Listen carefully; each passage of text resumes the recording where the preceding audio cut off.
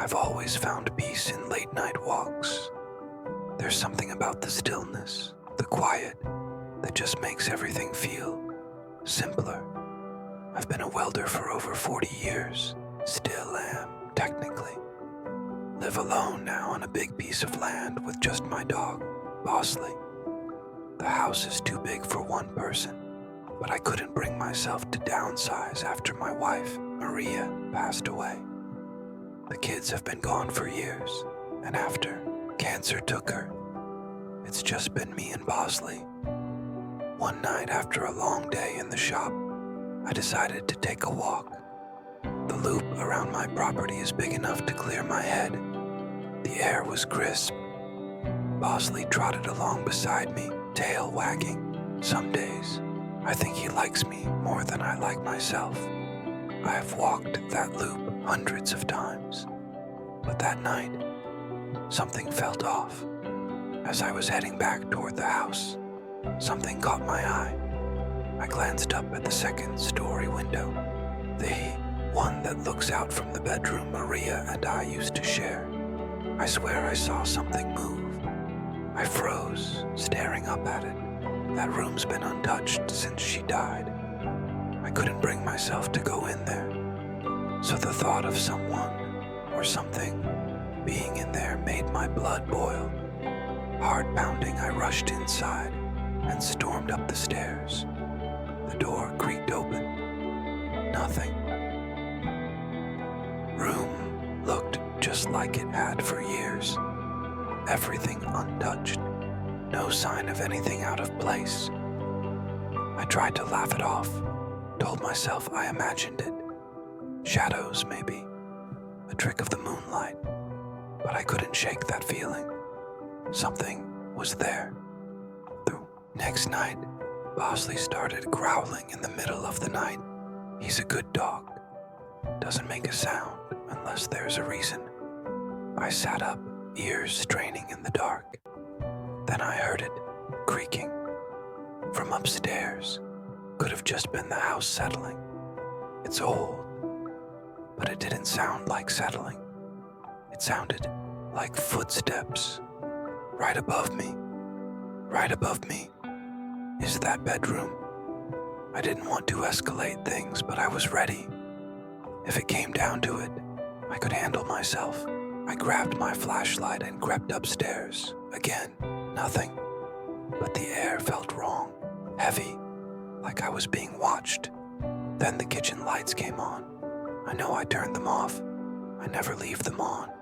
That's when I knew. This wasn't in my head. Someone was in my house. I called the cops. Told them someone was sneaking around. They searched the whole place, top to bottom. Found nothing. Told me to call again if anything happened. But I could tell they didn't believe me. The worst night came not long after. Couldn't sleep, so I went back up to the bedroom. I don't know why. Maybe I thought seeing it again would settle my nerves. I opened the door and froze. Maria's clothes were scattered across the floor. I had packed them away after she died. They'd been boxed up, untouched for years. But there they were. And then I saw her. A woman standing in the doorway, staring at me. I couldn't see her face clearly, but I knew immediately it wasn't Maria. She was shorter. Her silhouette was unfamiliar. She didn't belong here. Without thinking, I charged her. She turned and ran. Down the stairs, out the front door. By the time I got outside, she was gone. Bosley and I searched the property top to bottom. Nothing. No sign of her. That night I didn't sleep. For months after, I couldn't sleep. Every sound, every creak had me on edge. I started keeping my rifle next to the bed. And then, one night, I saw her again, standing in the yard, just watching me through the window. I grabbed my rifle and bolted outside, Bosley right behind me. She didn't move, just stood there, backlit by the moonlight. I fired a few shots into the air, warnings. That was enough. She turned and ran, vanishing into the trees. But it didn't make me feel safer. This wasn't random. It wasn't just some trespasser. Didn't know what she wanted. But I knew it wasn't over. She hasn't come back since. But I know it's just a matter of time. I'm ready. But this kind of fear, it wears on you. I'm not sure how much longer I can live like this. Thank God for Bosley. I don't know what I'd do without him. I'll send an update if anything else happens. The preserve closes at night, so the main road becomes inaccessible to cars.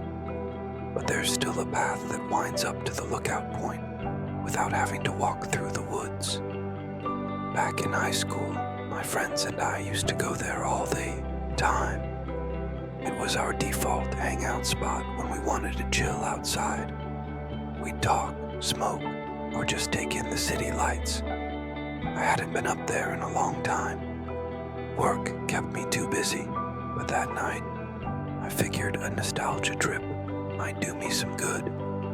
When I pulled up to the makeshift parking area, a patch of gravel just off the road, it was completely empty.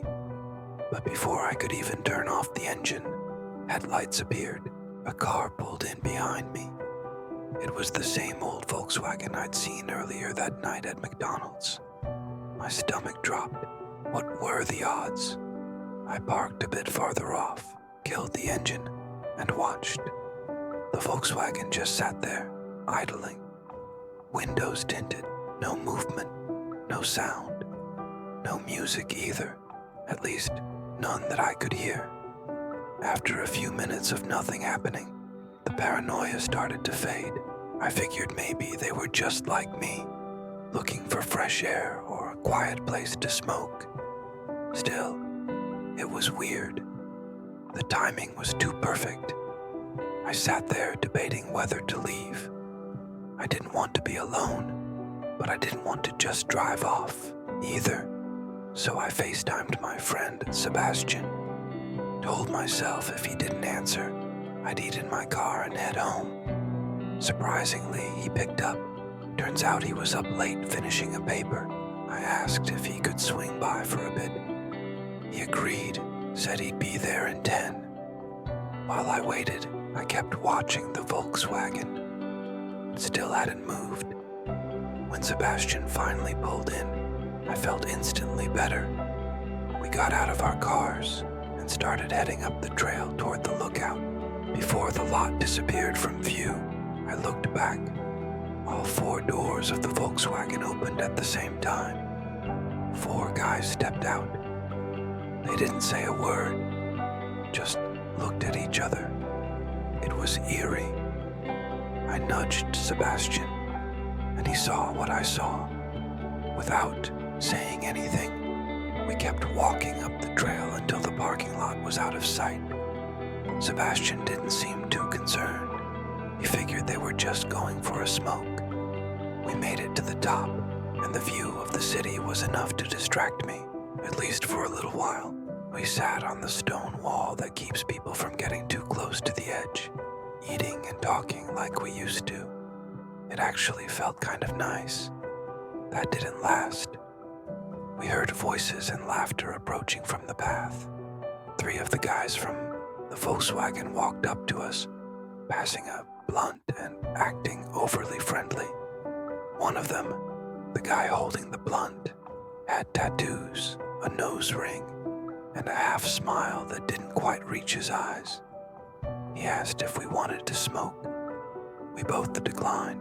One of the others laughed and called us names under his breath. Sebastian scoffed, brushing it off. But I couldn't help myself. I asked them point blank, "What were you doing at McDonald's earlier?" The guy with the blunt dropped his smile. His eyes narrowed, and the mood shifted instantly. His 2 friends turned and stared at us, faces cold and unreadable. They didn't say anything for a long, uncomfortable moment. Then I remembered. There were 4 guys in that car. Only 3 were with us. My heart started pounding. I could see the realization hit Sebastian too. Finally, the guy answered. Said he worked nights and had just gotten off his shift. He pulled his hoodie back to reveal a McDonald's uniform. He said they came here every night after work to smoke. That explanation helped a little, but something still felt wrong. We decided it was time to go. As we started heading back down the path, Sebastian stopped and pointed into the woods. I followed his gaze. The 4th guy was standing there, half hidden in the trees. He was holding something. I couldn't tell what it was. He saw us looking and started moving. We didn't wait. We ran, bolted down the path, the 4 of them now chasing us. I could hear them closing in, but I didn't dare look back. We hit the lot, dove into our cars, and floored it out of there. In my rear view, I saw them scrambling back into the Volkswagen. I wasn't about to drive home, not with them possibly on our tail. I called Sebastian and told him to meet up on his street. We had a head start and probably lost them, but I wasn't taking any chances. When we regrouped, we were still in shock. Sebastian had managed to sneak a photo of them while we were up there. He sent it to me, but I didn't know what to do with it. The next day, I convinced him to come with me back to the McDonald's. We approached one of the younger workers and showed him the photo, explaining everything. His eyes went wide. He told us something straight out of a horror movie. The guy in the photo used to work there. His girlfriend had also worked there, but after she broke up with him, he started harassing her at work. He was fired.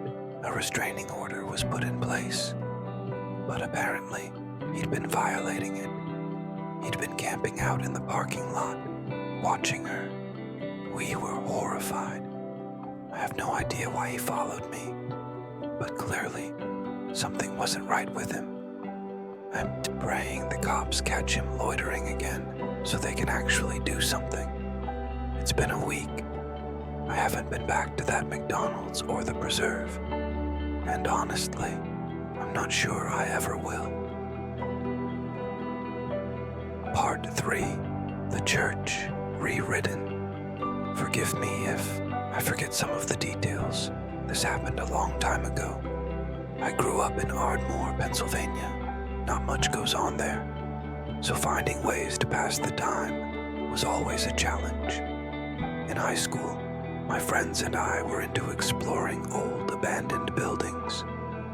There was one in Narberth we went to often, a decrepit church at 198 Elmwood Avenue. The place gave off a weird vibe, even back then. One chilly fall evening, 6 of us decided to hit it up again. Me, Luna, Gina, Johnny, Max, and Allie. The church sat behind an 8-foot chain-link fence, which we had to climb to get in. The doors were all boarded shut, so we used a broken side window. The inside was worse than I remembered. The entire first floor had been gutted, just dirt now. In the center was a gaping hole with concrete stairs leading down into the basement. That's where we always went.